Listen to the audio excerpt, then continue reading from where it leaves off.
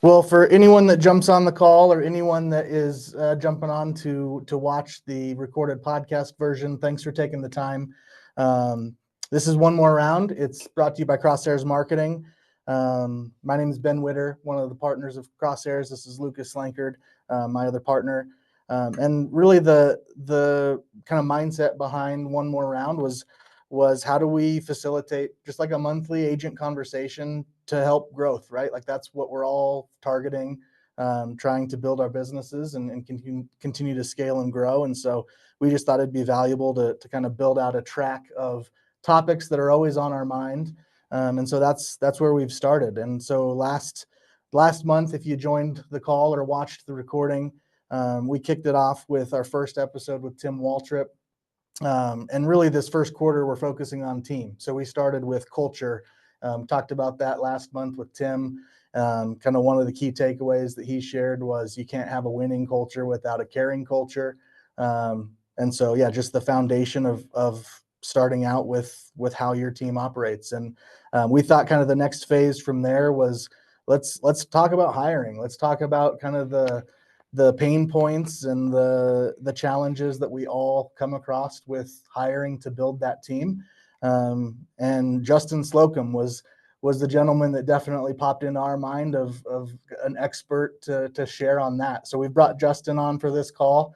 And Justin, I'll let you kind of dive in and share a little bit about your background, which I'm excited to hear this because I know that you at some point built a successful agency team. And I think that you sold that agency and you've transitioned into building a business that helps agents do recruiting and build teams. And I know you've got your hand in a lot of other things, but I'm excited to kind of just hear you share your background and kind of how you got into the industry and what led you to where you're at. Perfect. Yeah. So real easy on getting into the industry. I was hungry, right? We had went through owning a bar or a sports grill, I guess you will. And so didn't work out in '08. So we had it open for about a year and it just wasn't going to go the direction we wanted. So I was really looking for something to get into that I could enjoy. And so insurance crossed my mind with a family member and it's like, all right, I'll try it out. So jumped in it and just fell in love with it and was actually pretty good. And so it's neat that we're having this conversation because I touch on this a lot about taking care of your people, kind of what you're saying Tim was talking about with culture. And when I went to work for that State Farm agent initially, I told him straight up, I'm an entrepreneur minded person. I'm coming here for a way less salary, but I want to learn insurance to see if I'd be a good fit as an agency owner. And he's like, yeah, sure, man. Everybody says that. You come here and work, whatever. I'm like, okay. And so I got in and really had no idea what success was or what should even be expected because it was more of a sink or swim mentality. It was back then, it was pretty much hand you a yellow pages or a list of numbers to call and start calling. And that's what I did. And so first month we write 40 or I write 40 grand, have no idea if that's good or not back then. Um, Pays me my money the next month, shortens it by about 25%. Like, hey, I paid you a little too much on that. This month, whatever you write, it's going to be X. I write like 65,000. Does it again after pays me. I've never knocked that he didn't pay me. He's like, man, I feel like I'm kind of overpaying on the percentage. I'm like, okay. And mind you, it started at 10% and he's just taking it down from that, and so I'm like, all right, whatever. But I'm working 7 days a week, just hustling. So I feel like I'm putting in the work. And then I write 87,000 where I wrote this pretty good sized commercial policy on top of the regular homes and auto as I was writing. And at that point, he had basically in 90 days cut my commission in half because I was successful. Right. And then I start finding out that I'm doing 8 to 10 times as much as anybody around me as far as producers in the state of Texas. And at that point, I was pretty spicy back then. I was just like, it's like I need to figure out how to be a State Farm owner. And so he's like, oh, okay, yeah, I'll do that. And so we went. And as y'all know, I mean, State Farm technically doesn't own their agencies. It's more of a manager style program. Great company. I'm not knocking the company at all. It just wasn't what I was looking for. And after learning that, driving home that day, I stopped at an Allstate office and just asked the guy. Luckily, it was a guy in my hometown. His dad was a State Farm agent for 30 years. he kind of knew both sides of the fence, explained why he liked Allstate. And it was really that he could pass it down to his son. His dad wasn't allowed to pass him a State Farm agents. And he's like, if my kids want to be able to buy it, I'd like to give them the opportunity if they qualify. And that's really what led me to jump to Allstate. And he literally points out his window and says, that guy across the street's for sale. If you walk in there and offer him $120,000, he'll sell to you today. Had no idea how big it was, had no idea the revenue, anything. And I did that. And, we jump in this guy's truck, go down to the bank says they'll loan me the money, and here we go. So, we started that way. And back then it was a scratch contract. You get 750 policies and, buy out whatever they've got. And I remember telling Ashley, my wife, it's like, we can get to 100,000 in revenue, we'll make it, and we'll be okay. And that was the journey that started and ended up growing it to about 40 million in premium, 42 employees across the nation, and sold it in June of 23 for basically 4 times the revenue it was doing at that time. And for me, it was the perfect moment to exit. My kid was about 9-10 years old. And so he had already seen me kind of really building this thing, and I couldn't get it off my mind. There's a lot of successful agents out there that figure out how to hire management. I'm not that guy. And in full transparency, I could not figure out how to release the reins to someone to run the operation. And I had sales managers, I had service managers, but I was still very involved because we were just scaling so fast. I think the last year we were growing by 500,000 a month after everything we were selling.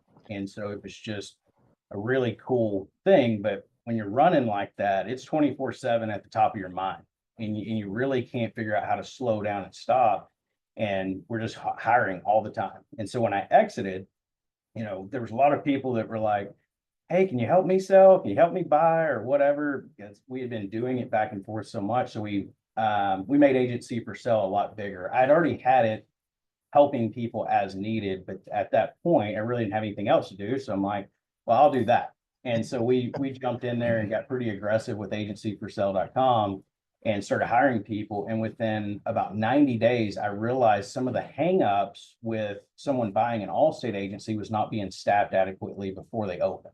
And they'll push you down the road if you don't know, 30, 60 days until you get enough staff. So for me, I'm working on performance based. I don't get paid unless these things sell. And so I'm like, well, I'll go hire the staff.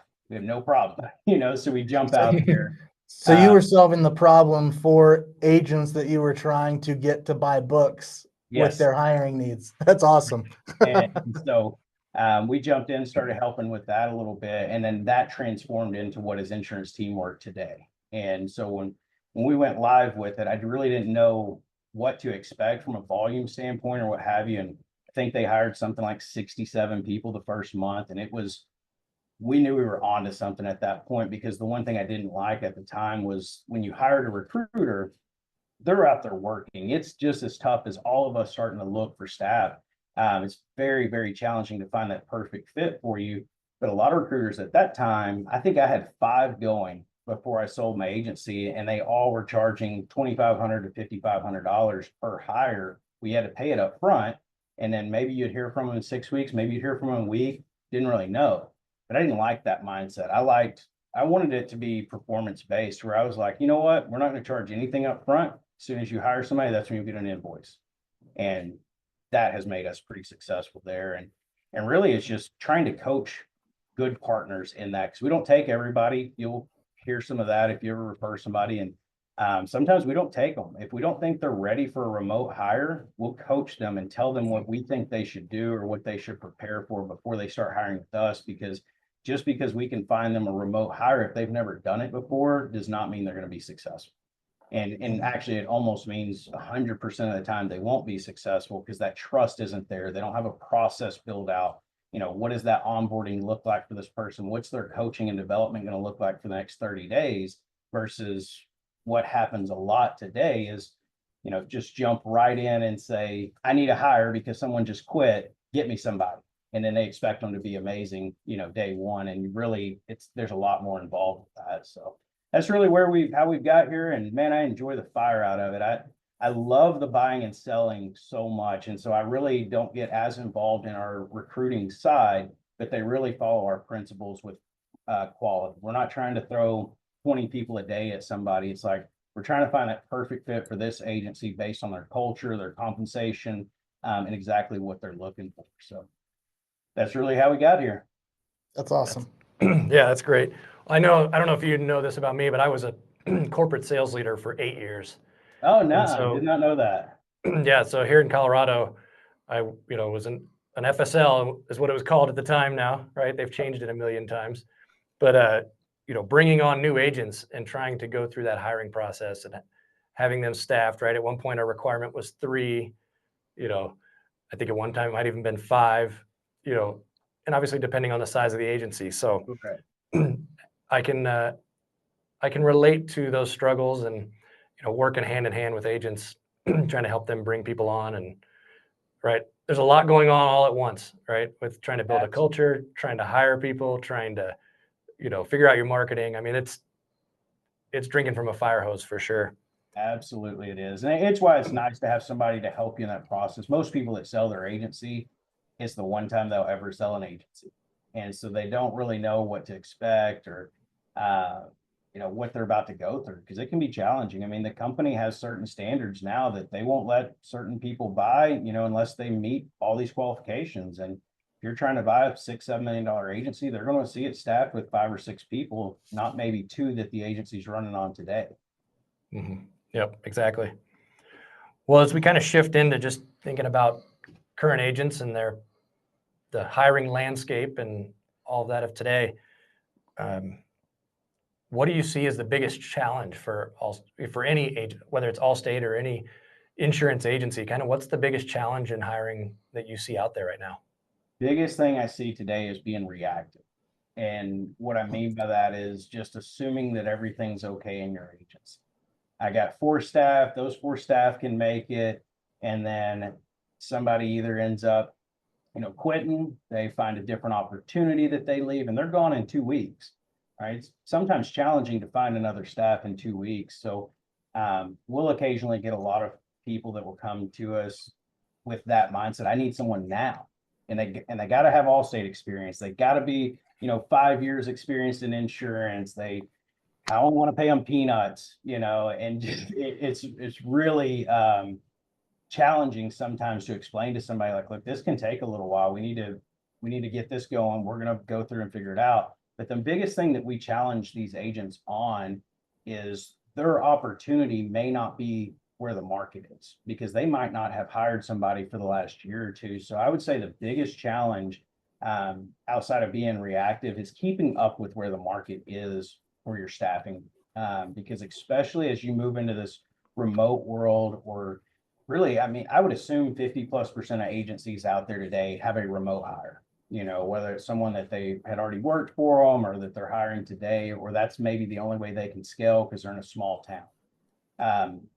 And so with that, if your opportunity doesn't meet what the market is, you're not going to get a lot of inquiries. And when myself or as a recruiting company or yourself as an insurance agent, when you start explaining your opportunity, the culture can be great, all this stuff. Well, if it doesn't line up with the compensation of the market, they're just going to go on down the road, And so I would say opportunity number 1 is probably the biggest problem, but the second part is being reactive to not being prepared to hire, watching how you're growing, seeing where you're at. I just told y'all we were growing by about 500,000 a month.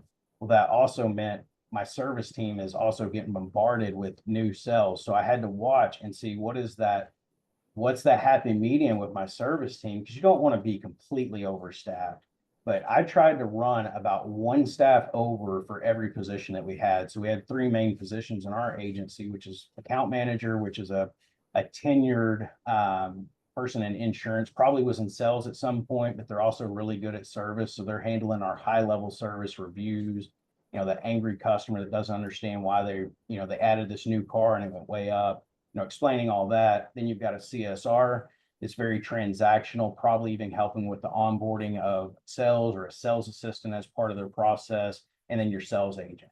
And I try to stay 1 staff over on all of those. So if I think I need 10 salespeople, I'm trying to have 11 or 12 in there. And I think that's a good mindset, especially while you're scaling and growing, because even if it makes it just a little tight for a month or 2, you're going to be there in just a few months. if you're growing and scaling. So, and then the service people love you. That's the biggest thing. I think that's probably another big pain point in agencies, is because most of the insurance industry, no matter what carrier you're with today, they're pushing new sales, period. They really don't care about the service side. They assume they can service it for you and everything else. And we all know that the backbone of our agencies, whether you went out and bought it or you marketed and grew it, the backbone is that service team. You need knowledgeable people that are likable, that can love and hang on to these customers so that you can stay above 80% retention, right? Some states, 80 is as best they can do, and then you see others that are in the 90s.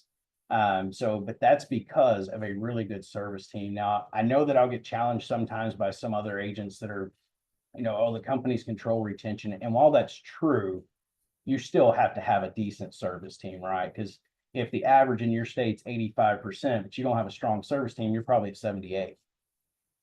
So that, I would say the biggest thing is being reactive and then not being at the market with whatever your opportunity is, whether it's a CSR, sales agent, account manager. It's got to make sense for them. We'll see a lot of people offer that tenured role, that account manager role. Hey, I'm trying to offer, $2,000 a month base, and then they can earn it back. Like, that's a sales position. That's not someone that you're wanting to love and hang on to these customers. So hopefully that answers your question there. Yeah, no, it does. I was just thinking about, obviously we would all love to hire the top sales producer in every market and have them in our office, and and wish that was easy, right? Yeah. What are your thoughts on just how do you find, or how do you look for that top talent? How do you find those people, right? Because obviously compensation is important, and it's a big piece of that and how you tier it. But just kind of, what are your thoughts on, hiring top talent or putting an opportunity out there that would attract top talent?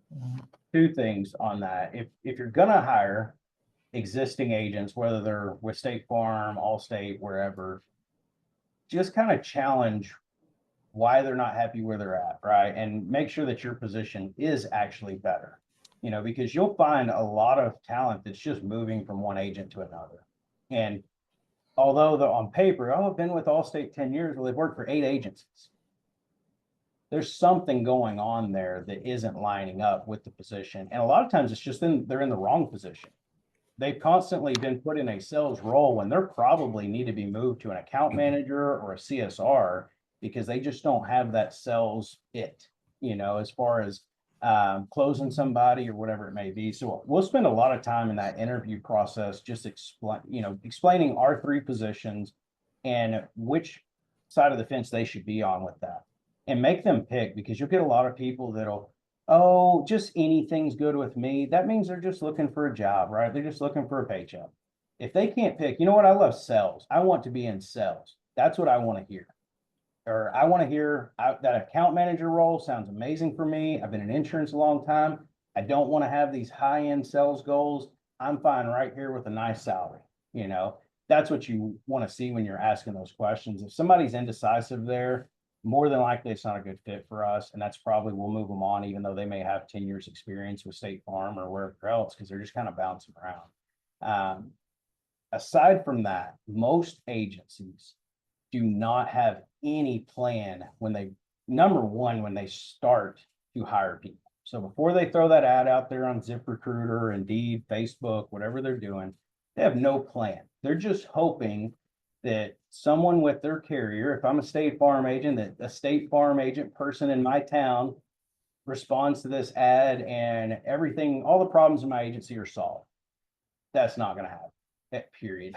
Like, there might be some unicorn that just gets where your culture is and where you're going, but it's really trained and developed. It's not, they're just going to walk in it and know exactly what you want. So I would say being prepared for what your interview structure is going to look like, and having that process all the way through the first 30 days of onboarding. How are we going to interview? How am I going to set the time aside?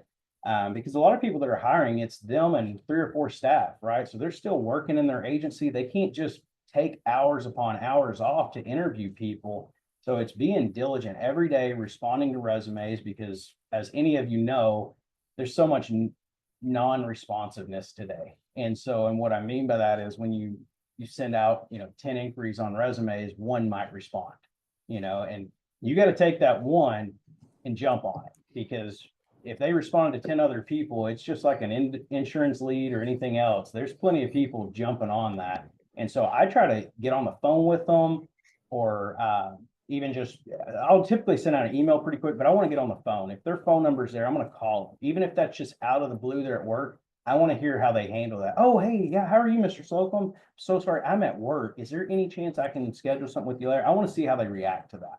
But I'm also listening to their phone voice. If it's, hey man, I ain't got time right now, probably not the guy for me, right? Not being mean to anybody out there, is probably not the guy for me. And so I need them to have very clear communicative skills that can work well with me, and so anyways, we'll do that, try and set up a phone call at more than likely after or before work, especially if they have a job.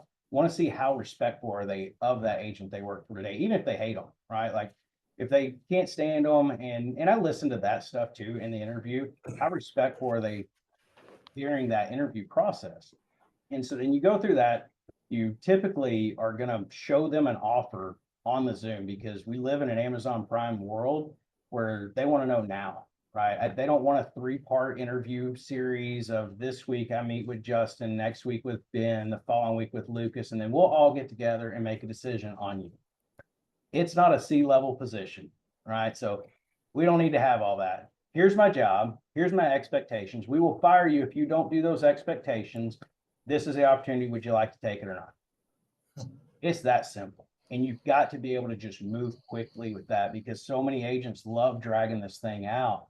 And I'm like, man, if they can do 60 to 70% of what they say, I can probably make them a lot better, and then that's where that onboarding process comes in. You have them starting in 2 to 3 weeks. They come on. What does that first week look like for them? And making sure that that's laid out in a good fashion, that they understand it, and that you're also holding yourself accountable and responsible for that. Because especially if you're the only agent or you're the manager of that agency, you're pulled in 9 different directions every day. You are going to have to make sure that this person believes you during that first week, that you truly are there to help them develop and get better with your agency, because they got to learn the culture. They got to learn what your expectations are, because they may hear 40 items, but they don't know, is that calling from the yellow pages, live transfers, mail? What does that look like here? So they should be able to get that in the first week or two. And then it kind of starts, especially if they have an insurance license. Then you start into your quoting processes and all that. And over those 30 days, all I'm truly looking for, do we get along? Do they get along with my team? Do they fit the culture? Going back to Tim's deal, culture is such a huge thing now. Do you get along here? Or are they going to create a bunch of drama? And a lot of times for me, it's just, do they show up every day, right? That's 50% of the battle. Do they show up? They got the right attitude? Are they progressively getting better every day? And over that 30 days, did they do everything I was asking that they can control?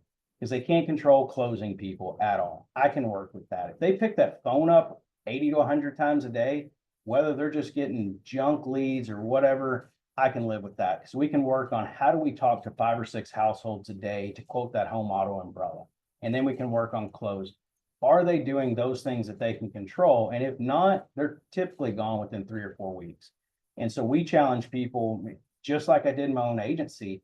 If they're not working in the first 30 days, as far as their actual things they control, I'm not talking about writing 40, 50 items in the first month. They may only write 10 or 15 items, but did they do everything we want? And do we think that they'll be better after 30 days? If that's a yes, they're staying. If not, hey, you need to send your stuff back. I'm going to pay you through the end of the week. Wish you well on your next experience. Mm-hmm. And I don't think enough agents put their foot down with that and say, I need to have this process, and I have to hold myself accountable to their development, because I ask people that all the time. They're like, man, I've went through 8 people in the last 6 months. And like, have you stopped and just figured out if it's you or not? And well, what do you mean? Like, are you truly giving them anything from your end? Well, no, I sit them down, I buy them 15 internet leads a day, and they should sell them. It's probably not going to work, and then we'll talk about that. And I really think that more agents should sit down or slow down really and look at that. Why is it not working today? Is it me? Is it our culture? Is it our opportunity? Is it someone in my agency that's sitting there today? I had that. I I had one, and I won't mention her name at all, but I finally let her go because she had all of us on eggshells. There was only 4 or 5 of us in the office back then, and she could write 60, 70 items a month. She was just a stud before studs were even around. But she treated us like crap, myself included. And there came a day when I had enough, sent her out. And she knew it. She said, "Hey, you're going to miss your bonus, blah, blah, blah." I said, "That's fine. I can't live like this anymore." And we did. In full transparency, we missed our bonus that year. It was the best decision of my life. And we got to the point where we never had anybody hold us hostage like that. We started building out actual daily activity, things to do. And that's what, created that problem then. We didn't have daily activities or expectations. We started putting stuff in play, and some people don't like that. I probably could have handled that situation better in full transparency on how I went with it, because I just came in and like, this is what we're doing. We're missing out. Because it was back when Agency Zoom came around, and they had ran my numbers, and I had overpaid by like $10,000 for the month because I didn't know how to charge people back for chargebacks because we were moving too fast. And I'm like, okay, I've been doing this forever. I'm not going backwards, but from this point forward, we're doing this. And that's what spurred that whole situation.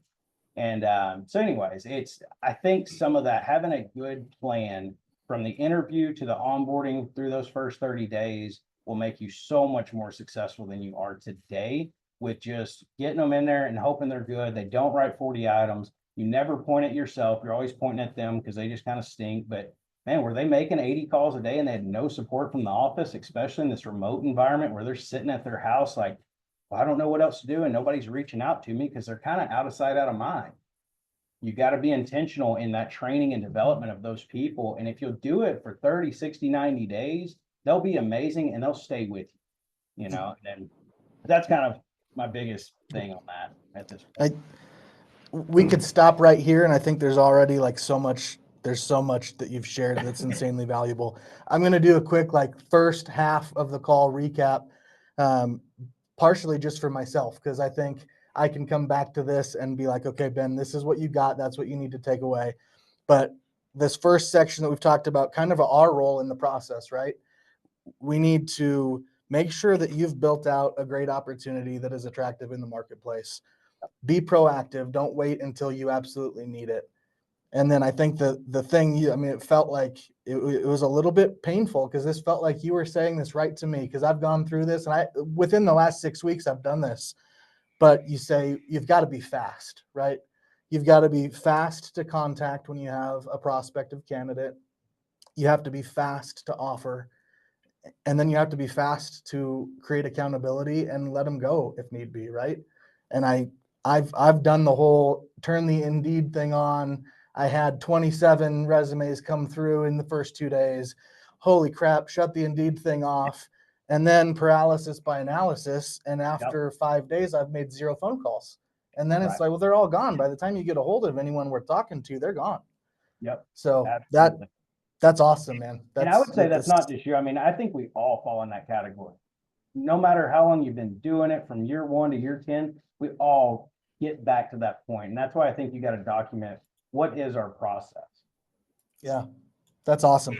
All right, moving into defining the right fit. Like when we get in touch with these candidates, what are some qualities and skills that as agency owners we need to be looking for, kind of those quick, recognizable qualities and skills in the candidates? Yep. And I think there's 2 different areas there. If they're unlicensed and they're coming in and you've got a model that can help train and develop that person, you're really looking for someone that's been relationship driven, and whatever they're doing before. It could be a bartender, could be real estate agent. There's a ton of mortgage brokers and real estate agents on the market right now that are just looking for another opportunity, and we could be that opportunity. And but making sure that you can streamline what does that look like over a 6 months, because that person's probably more of an investment to you over 3 to 6 months, but they're also going to be more loyal to you because you help them get into a new industry. So you've got that. Then on the other side, if they've already got experience, I shouldn't have to teach you what rental car insurance is, right? So I'm asking a few things in the interview about how we do things. If anyone's heard about how we do things. We've always been a lead with liability, chasing that umbrella policy. And it was just our only way. We were never going to win on price. So we would chase that. And so I would ask the person, like, hey, tell me, when you quote somebody an auto policy today, what coverage are you going to start with? And it just stopped, because they don't really know which way I'm heading. They're like, oh, in my state, the state minimum is 5,150.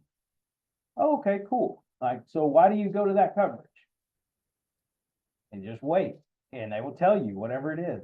And so I'll let them go on for, a few questions like that. And then I'll explain what we do and why we do it. And do you think that you can sell insurance this way? This is more from a coverage standpoint. There's going to be times that we tell Ms. Smith before we even start the call, Ms. Smith, doesn't sound like you have an umbrella policy today. I'm going to show you what that looks like. Most insurance agents don't even show you what an umbrella policy looks like, because it's more expensive. It's occasionally $50 to $100 more a month to have this kind of coverage, but I want to show it to you so that you're educated, and then you can make a decision if you want lower coverage. I just told her it's going to be $50 to $100 more a month, right? Haven't even got into the quote. If she doesn't hang up on me, she doesn't care about price too much, and she's curious about coverage. And so I explained that to the person I'm interviewing. I'm like, do you think that'll be a problem if you had to have that same kind of call every call of the day, knowing that we may only sell 1 or 2 people out of 10? It's a yes or no question. And I'm looking them dead in the eyes through this Zoom that we're doing today to see, do they, man, why do y'all do that? Like, that just seems stupid.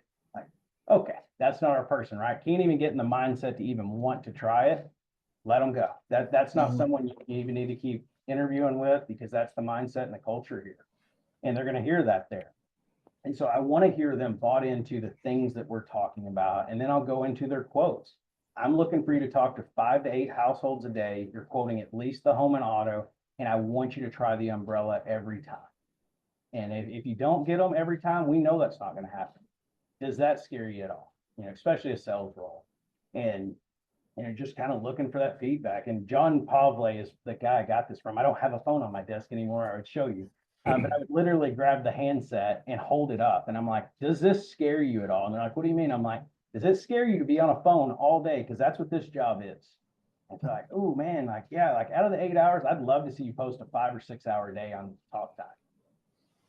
And they're like, oh, gosh, my last job said 2 hours. Like, what would you do the other 6 hours?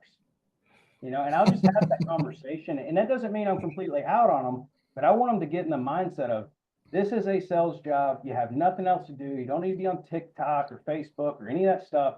Like, we're hustling here for 8 hours for our families, take care of them. And then after the fact, we'll hop on Facebook or whatever else. Can you do that or not? And really having that kind of conversation in your interview process helps so much, because you're just talking to them. It's not, hey, sell me this pen.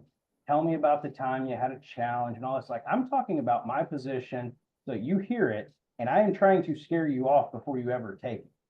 Because I'm going to hold you accountable in 2 weeks when I told you all these things that we do. And in 2 to 3 weeks, if you can't do it, we're not able to work together. And the biggest one that they can control is just picking the phone up. I think every agency out there can afford to buy some penny leads or whatever else. Just have a name and a phone number that you can compliantly, now is a big thing, call on.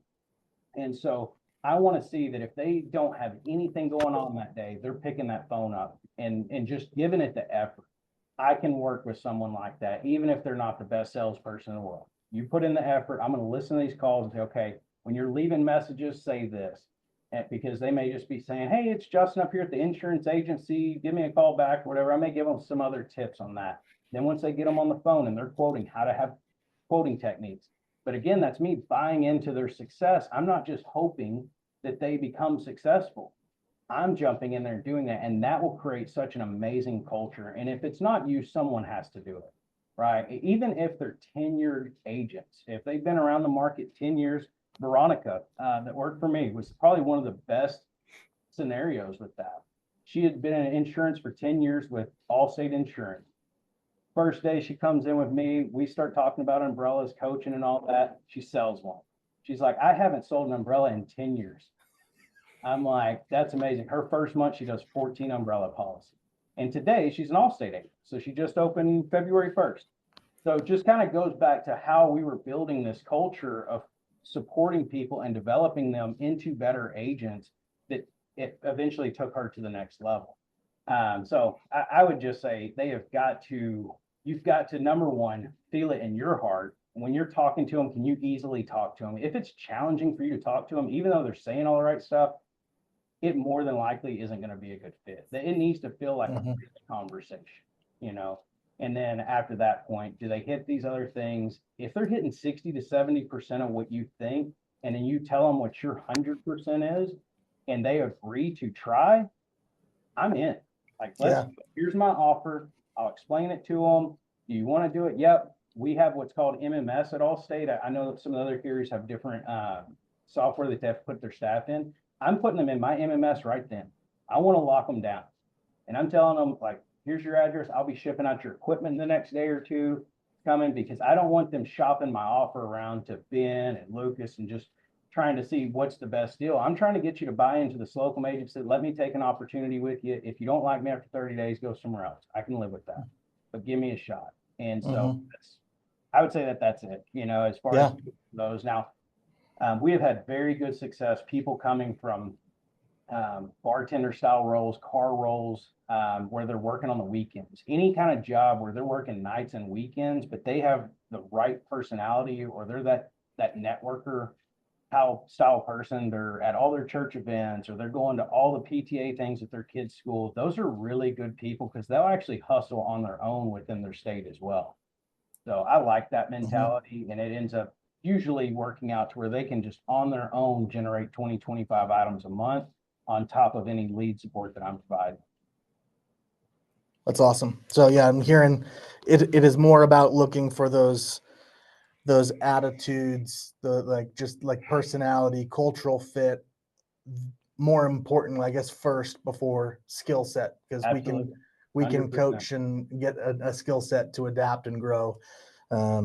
If the attitude and the culture fit's not there, you're not going to be able to change that. And they got to have the one, right? I hear so many people talk about, you know, that there's so much money to be made here. You'll see the ads on Indeed, 100,000+ or whatever. Like, yeah, that's always possible. What do they want? You know, there's plenty of people out there, they're fine making 50 grand a year. I want to hear that, so I don't have unreal expectations and try and push them to 100 items a month. If they're good selling 35 items a month, that's profitable for the agency. It's good for them. I can live with that. So I think that that's another big thing that when you're looking for that person, you're trying to define that right fit, make sure that they're looking for what you want. If you're going to be pushing them to 100 items and they're not a 100-item mindset, they're never going to be. You got to have them want it. Perfect transition into kind of where I was headed next, with that being, you know, a common agent mistake of, you know, maybe assuming that there's certain things that are important to them without finding that out first. But what are some other, the common mistakes that you see agents make in the recruiting and hiring process? Like, what are some of those things to watch out for? Man, I love this one. Your opportunity is so much more than just the amount of money that you're paying them. And what I mean by that is I've had a mild argument with a friend the other day on this. He was just like, man, you know, when someone gets pregnant, you just lose all this production for 2 months or whatever. How in the world did you just, you know, pay them for that and do all this stuff? I'm like, because they want to come back. You know, I want them to be with their family. You know, I support it. Go and be with your kiddo. And that was what the conversation was. You know, like if it's the husband, you know, what do you do about time off stuff? Like, I want them to go spend time with their family. It's the only time that you're going to get in that small world of 2 to 3 months, and it just goes by like that. And so we want to support that. That drives loyalty with our agency, you know, and understanding that stuff's going to happen. Not everybody in the agency is having a kid tomorrow, right? It's going to happen a few times a year, maybe, you know, depending on how big you get. It may only happen once every 5 years for some agencies. For us, it was about 1 or 2 times a year. But I think having stuff like that, understanding that life is going to hit your staff is probably one of the best pieces of advice I can give people. Is go ahead and prepare for them to need time off for a sickness, a family member's death, whatever. Show your support versus being disgruntled that now we're understaffed by one. And that goes back to my earlier talk on being overstaffed by one. You know, that you're not constantly worried when something like that happens, because they're standing there watching me. And if anybody's on my Facebook, you see me travel a lot. Like, I'm going to go and live life. I want my team to do the same. They also have to get their job done, right? So when they have something they've got to do, absolutely go knock it out. If they need to get something done later, I get it. Go do that. But when you're constantly the boss that's like, oh my God, you're off again, they're going to leave you at some point. So I would say you definitely have to prepare for that and invest in that, right? We interviewed a lady the other day, and she needed off from 3 to 4 to pick up her kids, go get her kids. She doesn't want to take a lunch, anything like that. And one of the agents we threw her in front of was just like, absolutely not, I wouldn't do that. And I'm like, oh, why? Like, and just challenging the kind of why there, and didn't matter one way or the other. But I was curious, because for me, if I need to go pick my kid up and come back and I have an employer that says I'm okay with that, I'm in. Like, that's awesome. Why not? Because I don't necessarily want everybody taking lunch from 12 to 1. That was always a huge problem for us. We would just go to half staff during that time. So if I got somebody that's willing to take a lunch from 3 to 4, I'm in, and there's other things, and I don't know, where this will go. There's other areas, other states that you can't do certain things like that. So you definitely need to know your laws with wherever that person lives or sits, which can be a whole nother world of thing, and going into the practices and that. Make sure if you're going to hire out of your state, you understand that state from a hiring and staffing standpoint. One of them, I believe, where you are, Colorado got me for $4,200 once. And I had no idea that there was a municipality. I don't even remember what the tax is called now. It's like an employee tax if they work in that city, but it was a city tax for the county of Aurora, I think is what it was. And I was supposed to be paying $2 a person that worked in that area. And I just had one in that area. And I wasn't paying this $2 fee because I had no idea. ADP doesn't know because I didn't set it up to have them pay it. So I can't blame ADP.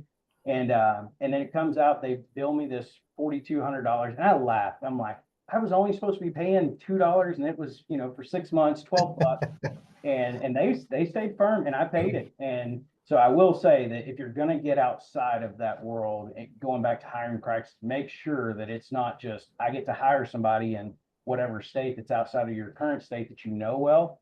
Do a little research before you extend that offer, and make sure that you're prepared for that. And it's really simple once you get it all set up and you understand. I use a company called CorpNet. If any of you need somebody to lean on, I found them after that scenario, and would ask them to do the research. They're a few $100 per state to go ahead and get you set up in that state. And they'll tell you when there's a city like that. I think Ohio is the same way, where there's a city tax per employee. They'll already know that and tell you, you hire someone in this city or this county, then you need to also pay this tax. So hopefully that helps.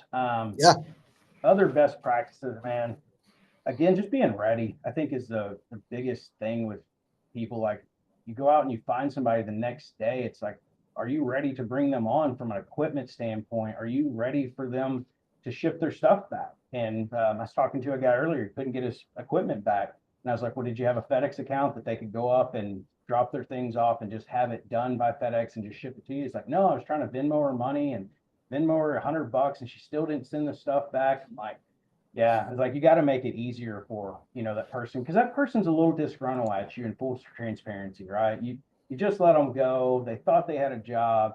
I'm not really in a big hurry to go out of my way for you. So that's why typically I'll either say if it's Wednesday and I need to let them go, I'm going to pay them through Friday, but that's only if they go and take my equipment today. And typically I give enough time that can happen, right? Spend the rest of your day breaking the stuff down, take it up to the FedEx store. Here's my FedEx number. They'll box it up. Please do not send it overnight. I had a very intelligent person do that for me. Make sure that they understand to not do that. It just simple, slow ground is completely fine. And then FedEx will bubble wrap it all up and send it on. And then you pay them through the end of the week, wish them well, you're good. Don't ever hold somebody's check. I hear a lot of people doing that nonsense. Hey, they didn't send my computer back fast enough, so I'm holding 2 weeks worth of pay. I don't care what you've signed and had them sign that you think that's okay. The EEOC and everybody else will come down on you big time. I've never done it. My attorney has been like, don't. It is not worth that fight in court over that 2 weeks worth of pay. Pay them, And then now you've got rights to go after your computer equipment, whether we've got to file theft charges or whatever it may be. But if you're sitting there holding their check, that's a livelihood to pay their rent, feed their kids, all that, you're going to look pretty bad in court. And so just another best practice there. And then the last one that I'll get, and this one's a pretty controversial one that I get challenged on a lot. There's a lot of people that have jumped into the remote world that want all their people on Zoom all day and for them to be able to see them all day, and to where they can't just have it off. Like we've got a few that don't have their video on here, they won't even accept that. They need to have that camera on all day. And there's so many things that happen there. Number one, from a liability standpoint, I share so many crazy things. We had somebody get out of their bed and they was stark naked, right? In the middle of a controlled meeting that is scheduled every week for our sales meeting. And I let that person go. I'm like, I can't have that happen again. It was, a boyfriend or whatever that pops up out of bed. And I'm like, what the heck is, and you can't get them turned off fast enough. But there's some liability there for the agency owner when stuff like that happens. Number one, you have that, and just all kinds of goofy things. But then the second part of it is most staff don't want you staring down their neck all day, right? And it's just one of those things that if I'm sitting here working and I'm getting after it and I've got you just looking at me like waiting for me to screw up or whatever the reason is that you need me to do that, I don't want to work for you. And we hear that so much on ours. And that's one of the questions we ask when we bring an agency on. Are you on Zoom all day? Do they have to have their camera on? If it's a yes, we typically won't work with them as a hiring agency, because we've just had so little success with people being like, yeah, I want to do that. No, they don't. They're still looking for a job after they get that job. And so I would challenge a lot of people, maybe do it to where you have the groups or the rooms that you can hop into with them if you need to do some coaching or developing. Or like for us, we just weren't on it. Their numbers speak volumes to me. I'm looking for quotes, sales, talk time. If I don't see that in a daily basis, and we have, we're listening to coaching calls, so we're listening to your calls. We know you're not getting over on us. I'm going to address those things through your performance versus just staring at you all day. And if I need to jump on something, like shoot you a quick message, hey, can we hop on a Zoom real quick? We jump on. And I respect them in the fact that I just asked them to jump on a Zoom. They may not be feeling that great, have a head cold or something. They may not want to turn their video on. I can live with that. I'm only going to ask them to turn their video on in scheduled times, our sales meeting, or maybe a week recap that we're having for a successful week or something. I'll ask them to have their videos on, because you still need to try and build that culture in a remote environment and see each other's facial expressions. I use my hands a lot, stuff like that. But don't be so hard on them if they're like, look, I hang out in my sweats, but I write 75 items a month. I'm good with that. I don't, Yep. So anyways, hopefully that kind of touched on your best practices and some of the hiring process. Yeah. Yeah. Well, yeah. I mean, and out of respect for everybody, we'll start to kind of wrap up. I know it's been quick. It feels like it's been a fast hour here. So, Sure. And I'm kind of like Ben. I'm just sitting here trying to unpack all of these things. I'm gonna have to go back and watch this again so I can take notes. I've wanted to listen, and then I haven't been able to take good notes. So lots of just great info. I guess I would ask you kind of a two-part thing here. If I'm just trying to start hiring as an agent and I'm wanting to try to do it on my own and try to put out some posts or come up with some creative ideas and ways to start that recruiting process, what are your thoughts there? Obviously, there's, companies like yours, and how do you guys attract, by using somebody like yourself?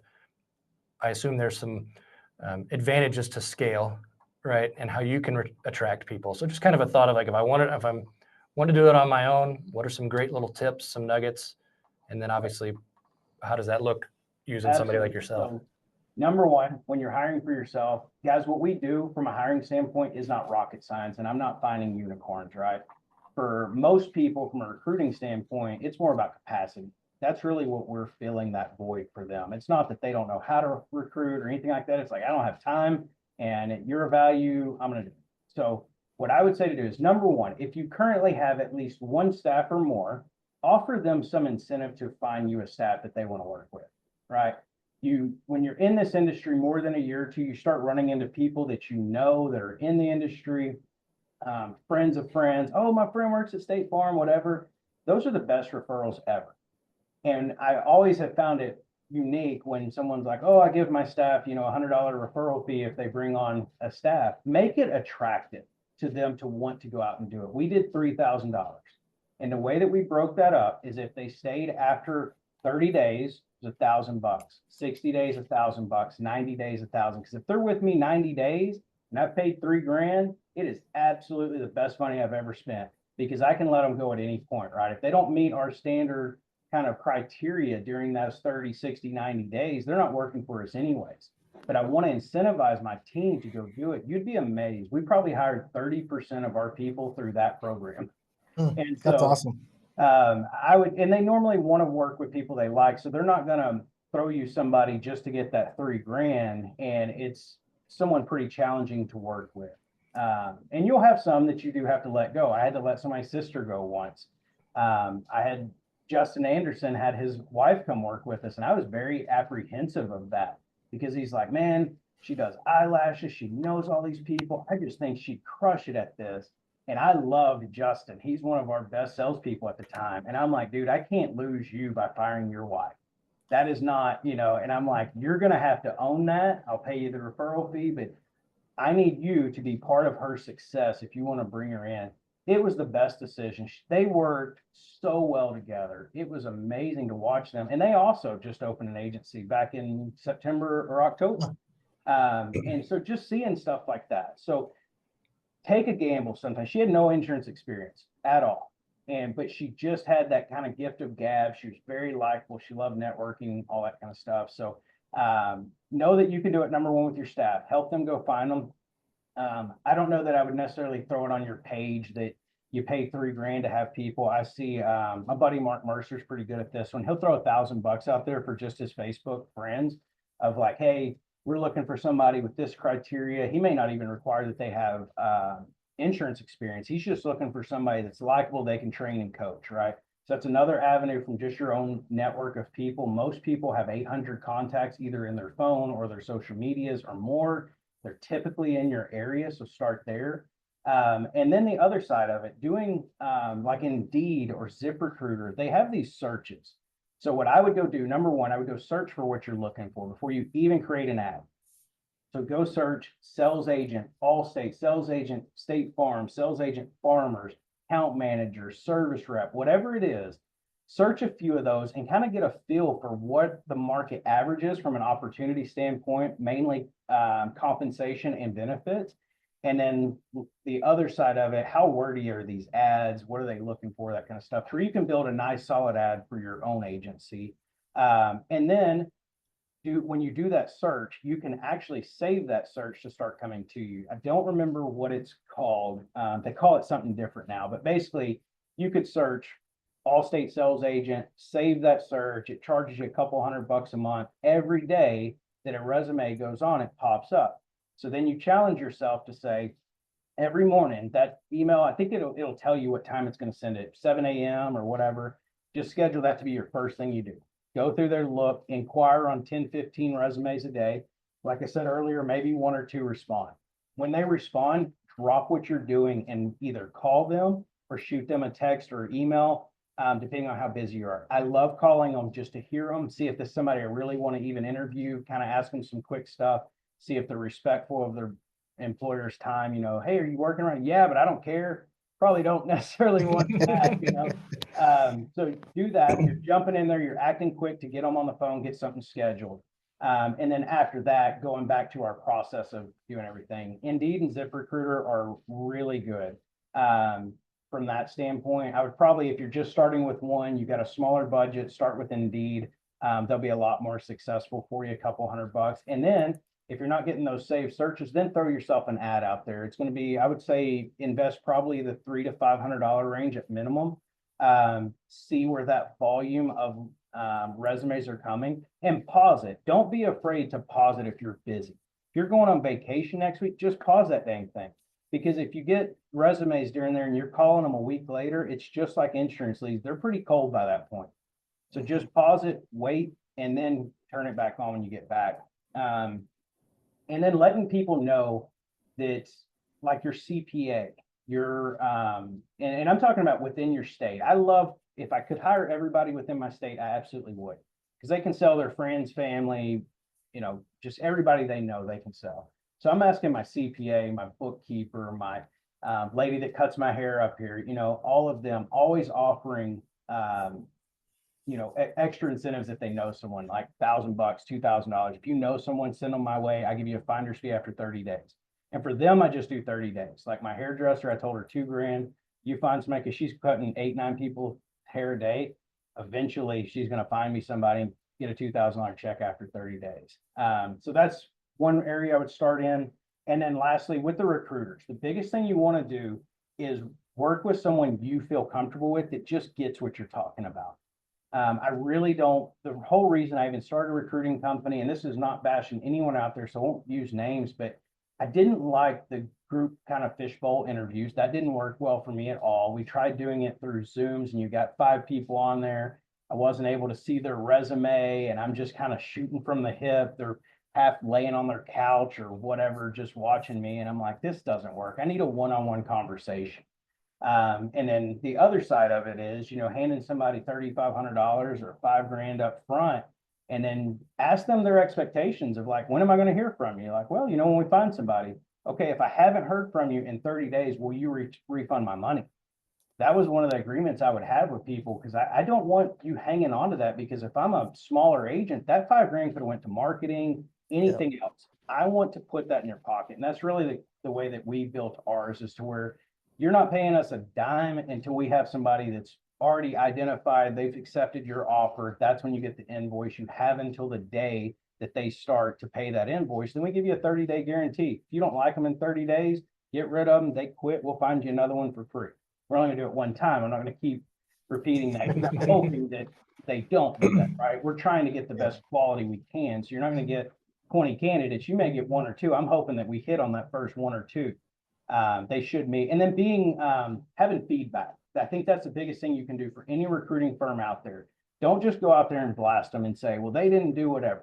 Make sure you also had some accountability there on that feedback on why you didn't like somebody, why somebody left.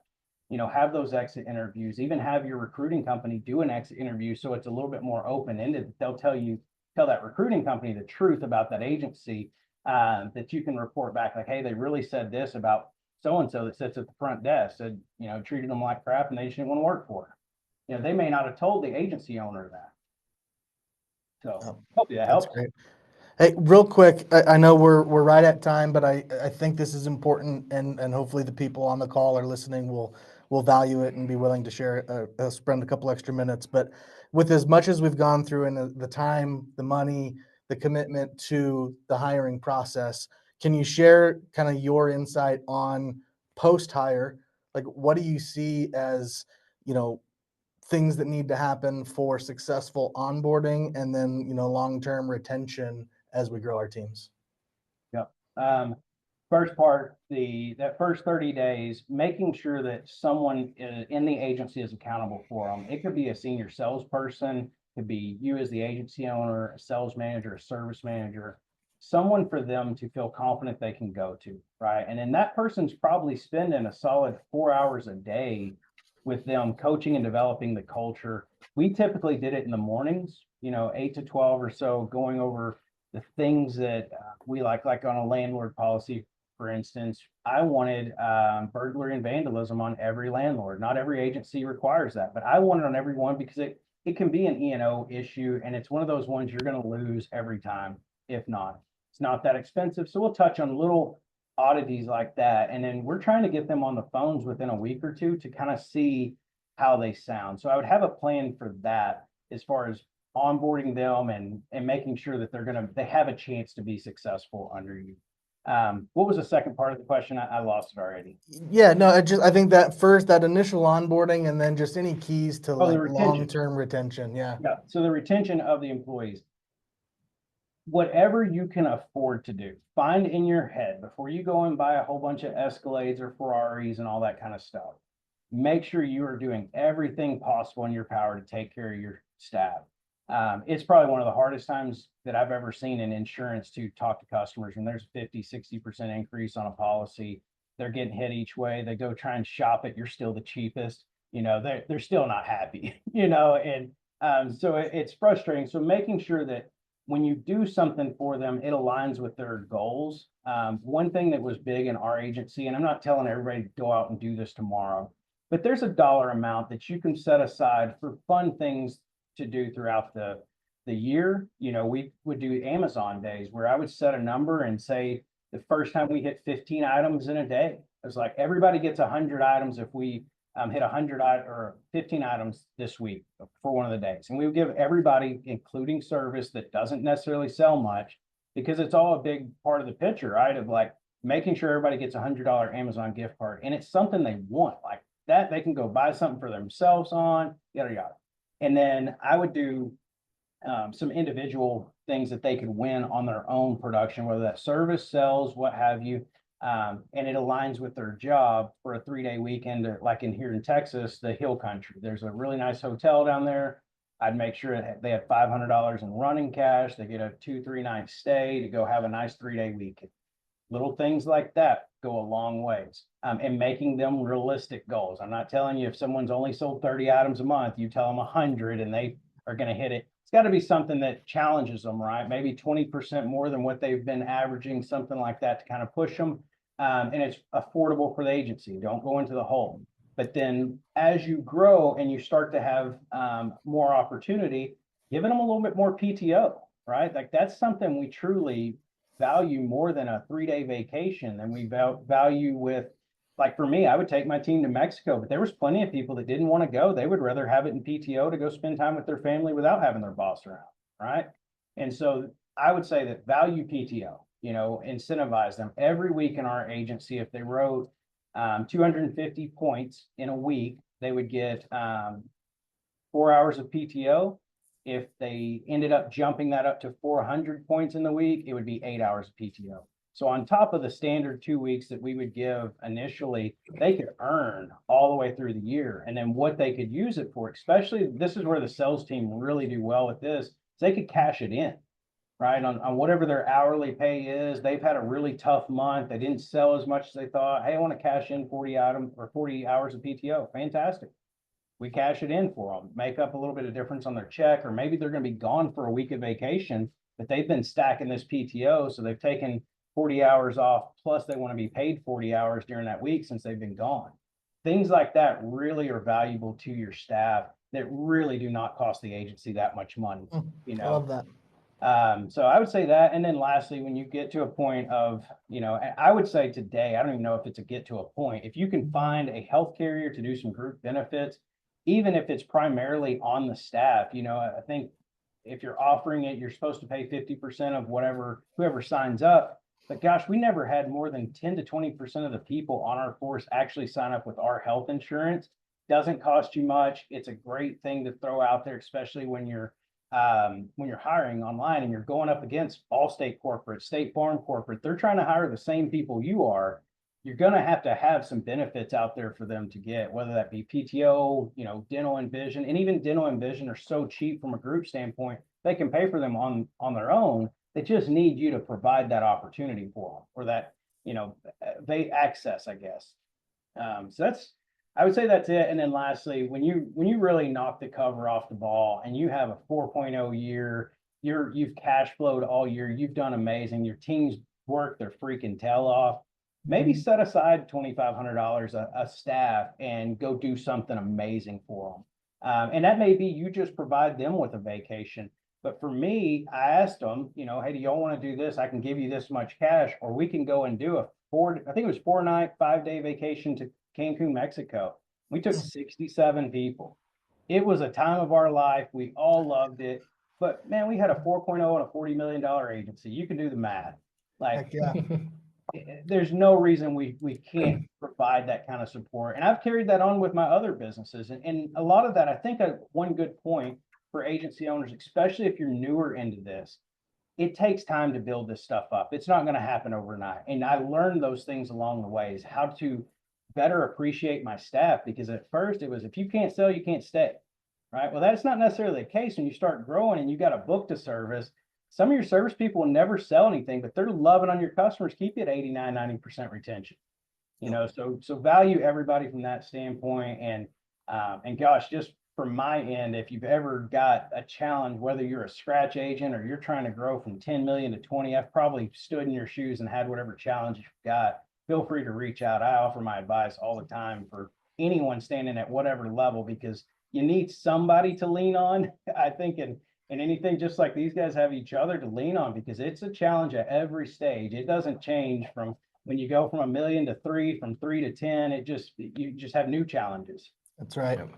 So what's the best way for somebody to connect with you, whether they're looking to buy or sell an agency or looking for recruiting help? What's the best way to connect with you? To personally reach me, it's going to be info@agencyforsell.com. And then to get a hold of the recruiting company, which I still see, we talked about everything, it's info@insurancesteamwork.com. But if you're just reaching out to me, you can reach me there at info@agencyforsell.com, or you can call or text me on my cell at 469-833-6625. Man, thank you for doing this. Absolutely. Thank y'all for doing it, man. This is what people need. I mean, Yeah. You get into this industry and it's so overwhelming sometimes. I can't imagine getting into it without support, right? I happen to have a little bit of experience when I got in it, and then I had my buddy Kurt. He ended up being a friend, right? That Allstate agent, still one of my friends to this day, and ended up selling him an agency of all things. And so helping him buy a building and all that. And I think just having somebody to lean on is great, even if it's just somebody like me that maybe you don't know locally in your area. I might be able to point you in the right direction, or even point you to events. Like there's Texas Leaders Forum coming up. There's Chicago Midwest Forum. Those are all amazing events to be at and surround yourself with other people. Some people just don't even know they're out there, you know, to go and connect with other agents. So anytime to reach out. There's never been a time in my life where I've acted too busy that I can't help somebody. No, I love it. I love it. So yeah, thank you again, Justin. Thank you for everyone that has taken the time, and share this with agents, because like he just said, like this is, you know, building this community, sharing the, you know, best practices, ideas, things that are going to challenge us.